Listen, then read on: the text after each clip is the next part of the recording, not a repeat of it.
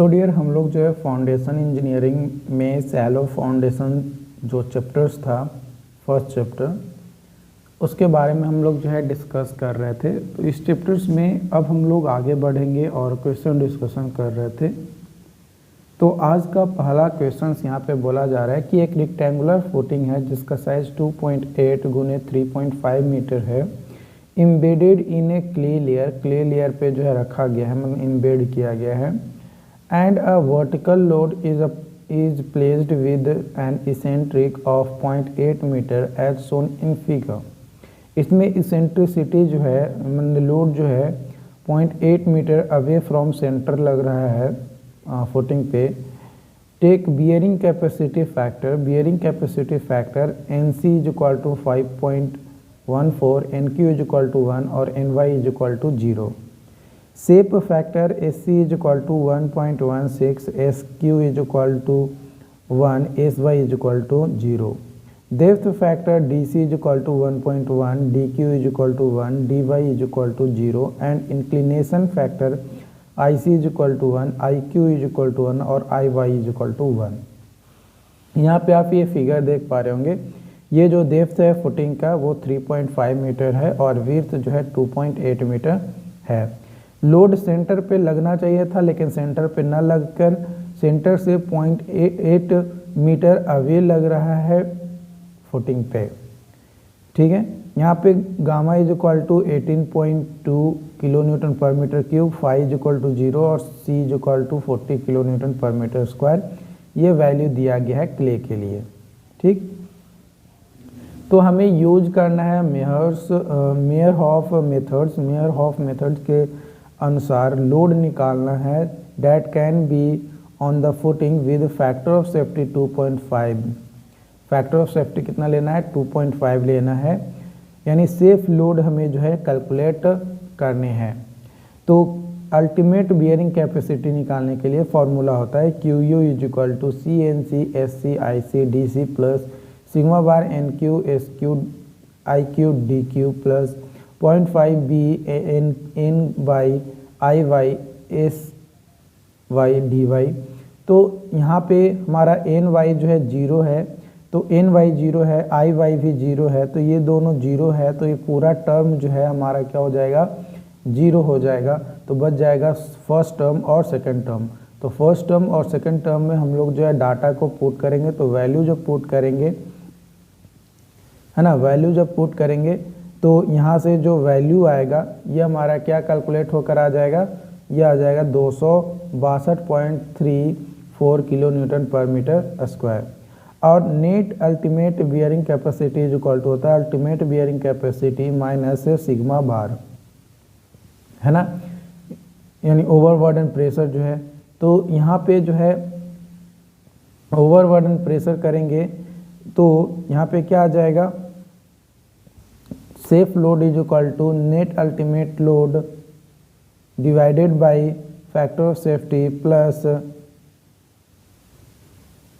Sigma bar is equal to 262.34 by 2.5 plus 18 point, यहाँ पे point है 18.2 इंटू 3.5 यानी 104.9 प्लस 63.7 ये जो है हमारा आ जाएगा।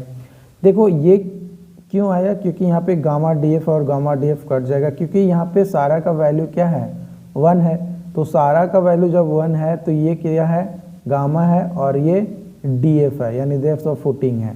ठीक है, तो ये गामा है, ये DF है और नेट अल्टीमेट में ये ओवरबर्डन प्रेशर घटाते हैं तो ये ऑलरेडी घट जाएगा। तो बच जाएगा क्या? तो सिर्फ और सिर्फ ये वाला डाटा बच जाएगा हमारा। इसीलिए जो है यहाँ पे हमने सिर्फ ये लिखा, यानी यहाँ पे हम लोग क्या कह सकते हैं कि अल्टीमेट बियरिंग कैपेसिटी में ये जो ओवरबर्डन प्रेशर था वो हटा दिए तो हमारा ये बच गया। ओके, तो यहाँ पे सेफ अल्टीमेट कैपेसिटी कितना है बियरिंग कैपेसिटी? तो 168.6 kilo newton per metre square. अब विड्थ जो है 2.8 मीटर दिया गया है, लेकिन ये जो विड्थ 2.8 मीटर दिया गया है ये पूरा है। अब इसका आधा करेंगे तो कितना आएगा? 1.4 आएगा, है ना, आधा करेंगे तो 1.4 आएगा।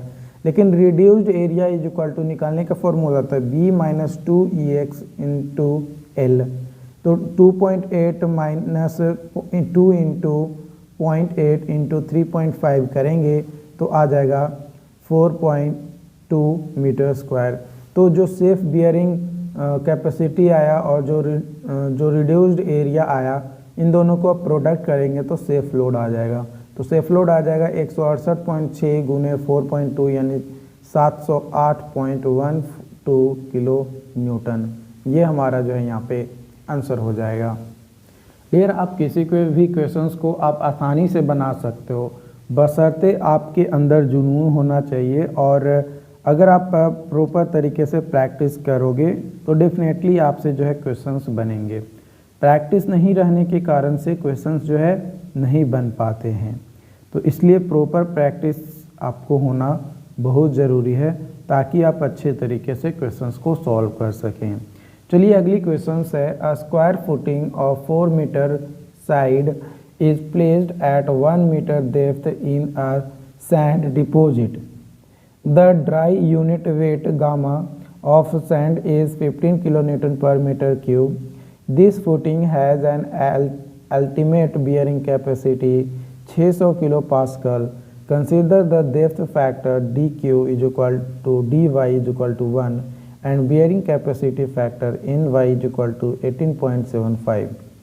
This footing है ना, ये जो footing है is placed eight depth of, इस तरीके का जो फुटिंग है उसको 2 मीटर डेप्थ पे जो है रखा जा रहा है इन द सेम सॉइल, एक ही सॉइल पे।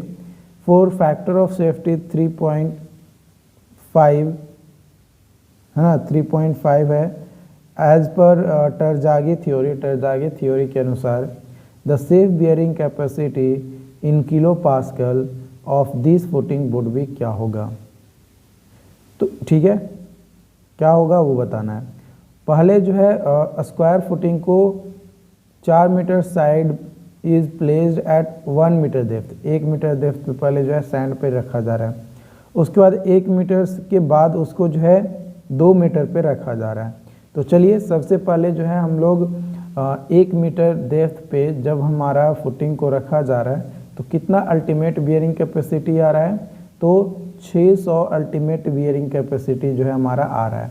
तो 600 ultimate bearing capacity is equal to 15 N cube plus 450, क्योंकि फर्स्ट टर्म जो है 0 होगा क्योंकि सैंड है, तो सैंड के केस में सी इज इक्वल टू ये क्या होता है 0 होता है।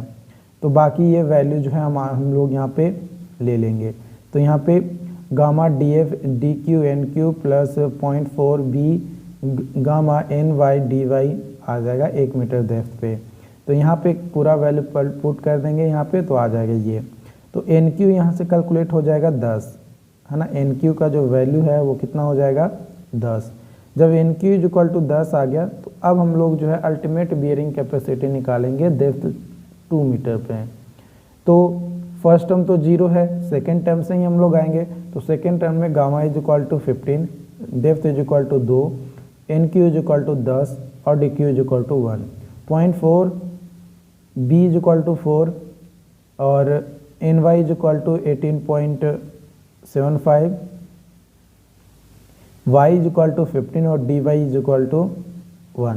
तो यहाँ पे वैल्यू कैलकुलेट करेंगे तो 75 किलो पास्कल जो है आपका आ जाएगा ultimate bearing capacity at depth 2 metre पे, है ना। 2 मीटर डेप्थ पे ये जो हमारा कैलकुलेट होकर आ जाएगा। कितना सिंपल था, बस इजी थे। आपको कॉन्सेप्ट समझने हैं और उसको अप्लाई करने हैं। कॉन्सेप्ट समझो, अप्लाई करो, क्वेश्चन जो है यूं ही बन जाएंगे। लेकिन हमें निकालना था सेफ लोड। तो safe load is equal to होता है net ultimate capacity divided by factor of safety plus sigma bar, ठीक। तो यहाँ पे net ultimate capacity is equal to ultimate capacity minus sigma bar होता है। तो 750 माइनस 30 करेंगे तो 720, 720 छोटा 3 प्लस 30 यानी 270 किलो पास्कल जो है ये हमारा सेफ बियरिंग कैपेसिटी आ जाएगा।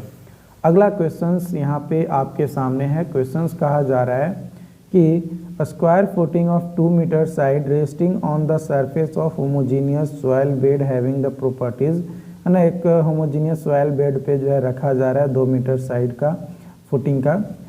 यहाँ पे जो है C यानी कोहेजन दिया गया 24 kilo pascals, angle of internal friction phi दिया है 25 डिग्री एंड यूनिट वेट जो है गामा दिया गया 18 kilo newton per metre cube. Terzaghi bearing capacity factor phi is equal to 25 degree Celsius पे NC is equal to 25.1, NQ is equal to 12.7, NY is equal to 9.7, NC dash is equal to 14.8, NQ dash is equal to 5.6 and NY is equal to 3.2 ये value दिया गया है। तो जो ultimate bearing capacity होगा foundation का लगभग 2 decimal तक वो क्या होगा।